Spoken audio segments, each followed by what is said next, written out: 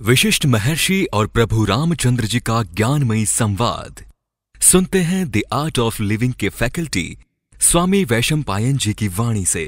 अगर आपने अभी तक इस चैनल को सब्सक्राइब नहीं किया है तो इसे जरूर सब्सक्राइब करें और सब्सक्राइब करने के बाद बेल आइकन को भी जरूर दबाएं। जय गुरुदेव। योग वशिष्ठ के अगले एपिसोड में आप सबका स्वागत है। पिछले एपिसोड में अगर आपको याद होगा तो प्रहलाद चिंतन कर रहे हैं अपने आत्म तत्व के ऊपर, और उसमें वह चिंतन में ये महसूस कर रहे हैं कि मैं क्या नहीं हूँ। ये जो भौतिक स्थूल जगत है मैं वो नहीं हूँ, ना मैं ये शरीर हूँ, ना मैं ये इंद्रिया हूँ। उसी चर्चा को आगे बढ़ाते हैं। प्रहलाद का चिंतन तो चल ही रहा था। आहा, अब मुझे सत्य के दर्शन हो रहे हैं। मैं आत्मा हूं जो सर्वव्यापी है तथा जो संकल्पना विहीन है। इसी आत्मा के द्वारा सभी इंद्रिया और उससे उनमें रहने वाले अनुभवों का बोध होता है। अब मुझे ये समझ में आने लगा है कि मैं आत्मा हूं, मुझे सत्य का दर्शन होने लगा है। इंद्रिया अनुभवों का बोध जरूर करवाती है, लेकिन उनसे जो अनुभव मुझे हो रहे हैं ना, वो वास्तविकता में इसी आत्मा की वजह से हो रहे हैं। क्योंकि आत्मा अंतर प्रकाश है। इस अंतर प्रकाश के कारण ही पदार्थ अपना दृश्य अस्तित्व प्राप्त करते हैं। इस आत्मा की वजह से यह आत्मा ही प्रकाश है जो सारे वस्तुओं को, इंद्रियों को प्रकाशित करता है, और उसकी वजह से मुझे अनुभव हो रहे हैं। तो आत्मा के ऊपर प्रहलाद का चिंतन चल रहा है। चेतना का अंतर प्रकाश ही सूर्य का ताप है और चंद्रमा की शीतलता है। पर्वत का गुरुत्व है और जल की तरलता है। इस सृष्टि में प्रत्यक्ष होने वाले हर पदार्थ का कारण यही है, परंतु इसका कारण कोई नहीं है।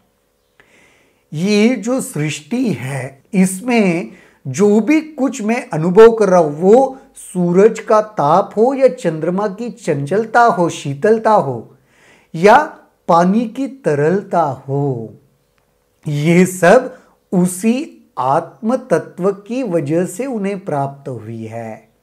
तो ये आत्मा तो हर चीज का कारण है।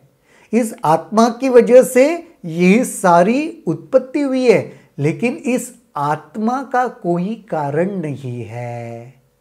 किसी की वजह से ये आत्मा नहीं बनी, बल्कि सब कुछ इस आत्मा की वजह से बना है। मैं इस आत्मा के प्रति मस्तक झुकाता हूं जो स्वयं प्रकाशित है, जिसमें ज्ञाता और ज्ञान का, कर्ता और कर्म का कोई भेद नहीं है। इसी में संसार के सभी पदार्थ विद्यमान है और इसी में प्रविष्ट भी होते हैं। जब भी चेतना के द्वारा विचार होता है तो ये सभी पदार्थ अस्तित्व ग्रहण करते हैं। सभी पदार्थ इसी आत्मा में प्रविष्ट है, और जब चेतना उन पदार्थों का विचार करती है ना, तभी वो वास्तविक रूप धारण करते हैं।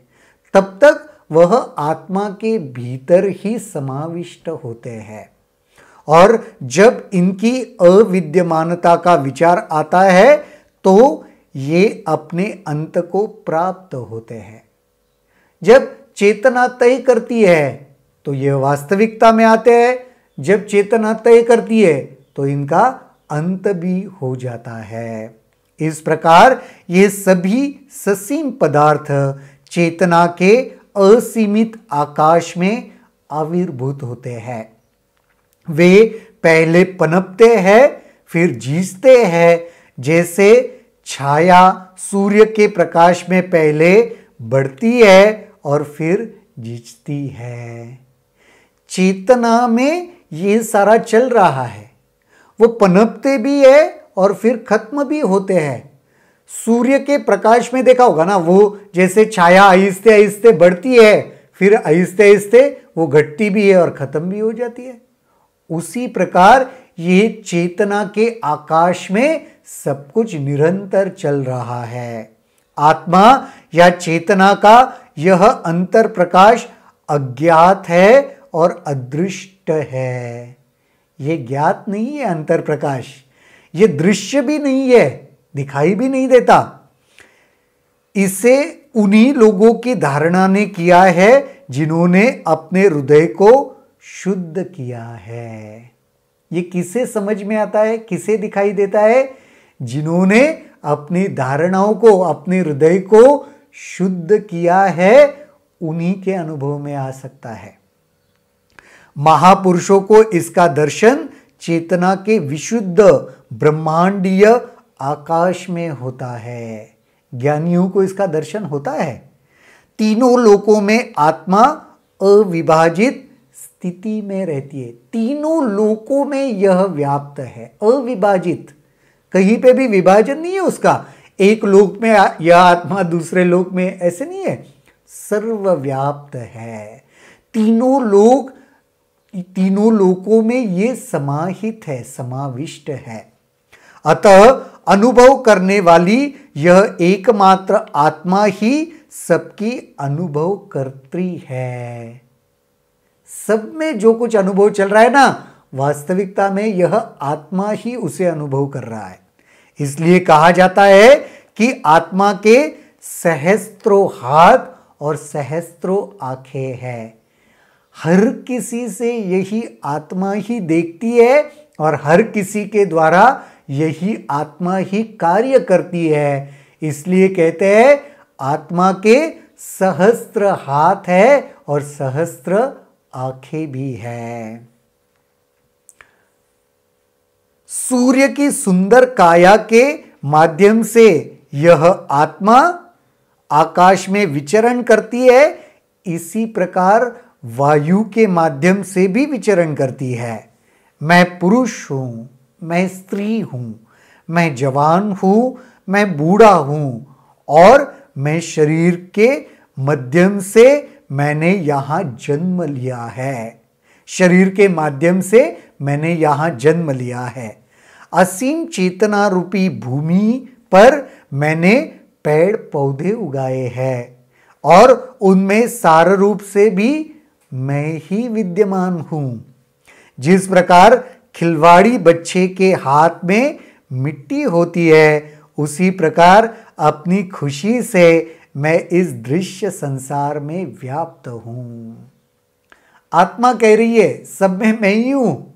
जैसे एक छोटा बच्चा मिट्टी के साथ कैसे खिलवाड़ करता है, अलग अलग चीजें बनाता है, तोड़ता है, जो भी करता है, यह सारा उसी आत्मा का खिलवाड़ चल रहा है। शरीर में भी वही है, जवान में, स्त्री, वृद्ध, पुरुष, सब में वही है, प्रकृति में वही है, हर चीज में वही है, पेड़ पौधों में वही है, सब में एक ही चीज, एक ही तत्व है, वो यानी आत्मा। जिस प्रकार दर्पण में बिंब विद्यमान होता है, आईना होता है ना, आईना यानी दर्पण, दर्पण में बिंब, हम आईने के सामने जाते हैं तो हमारा ही वह बिंब उधर दिखाई देता है, वो जैसे विद्यमान होता है, उसी प्रकार यह संसार मुझ आत्मा रूपी असीम चेतना में विद्यमान रहता है। दर्पण में जैसे कोई भी प्रतिबिंब देखता है, ये जैसे सारा संसार है ना, वो सिर्फ मेरे आत्मा का वह प्रतिबिंब है। मैं फूलों में होने वाली गंध हूं, मैं तेज में होने वाला प्रकाश हूं, मैं उसी प्रकाश में अनुभव हूं। जो भी चल रहा है और अचल जीव इस ब्रह्मांड में है, उनका परम सत्य चेतना भी हूं। संकल्पना में भी मैं ही स्थित हूं। मैं ब्रह्मांड के सभी वस्तुओं का सार हूं। प्रहलाद अभी उस चिंतन में अनुभव कर रहा है कि वो खुद आत्मा है और वो आत्मा ही सर्वव्याप्त है। इस पूरे अगर आप जगह देखोगे यहां पर तो विश्लेषण चल रहा है कि उसे अभी ये अनुभव में आ रहा है, प्रतीत हो रहा है कि सब कुछ आत्मा है और जो भी कुछ दिखाई दे रहा है वो एक प्रतिबिंब है आत्मा में। जैसे दर्पण है आत्मा और यह सारा संसार उसमें दिखने वाला प्रतिबिंब है। जिस प्रकार मक्खन दूध में विद्यमान होता है, जल में द्रव्यता होती है, उसी प्रकार चेतना के ऊर्जा के रूप में मैं विद्यमान हूं, जिसने भी अस्तित्व धारण किया है। तो दूध में तो मक्खन होता है, दिखाई नहीं देता है ना, फिर भी होता है। जल में द्रवता होती है, क्या दिखाई देती है क्या, फिर भी होती है। उसी प्रकार ये सारा संसार ये सारे संसार में यह आत्मा वैसे ही है। बिना किसी पदार्थगत भेदभाव के भूत, वर्तमान तथा भविष्य का यह दृश्य संसार असीम चेतना में विद्यमान रहता है। यह सर्वव्यापक तथा सर्वशक्तिमान ब्रह्मांडीय प्राणी आत्मा ही है, जिसे मैं से अभिहित किया जाता है। सब कुछ आत्ममय है, आत्मा ही है और कुछ नहीं है। ये अनुभूति भी अभी प्रहलाद को हो रही है। आत्मचिंतन कर करके उसके भीतर यह प्रकाश, यह ज्ञान उद्दीपित हो रहा है कि ये सारा संसार, यह सारा ब्रह्मांड मैं ही हूं और मैं वो क्या हूं, वो आत्म तत्व हूं। आज के एपिसोड में यहीं पर रुकेंगे। अगले एपिसोड में देखते हैं और क्या होता है इस कहानी में। तब तक के लिए जय गुरुदेव। अगर आपके इस वीडियो को लेकर कुछ सवाल हैं तो कमेंट सेक्शन में जरूर लिखें, जिसके ऊपर हम आने वाले वीडियोस में चर्चा करेंगे।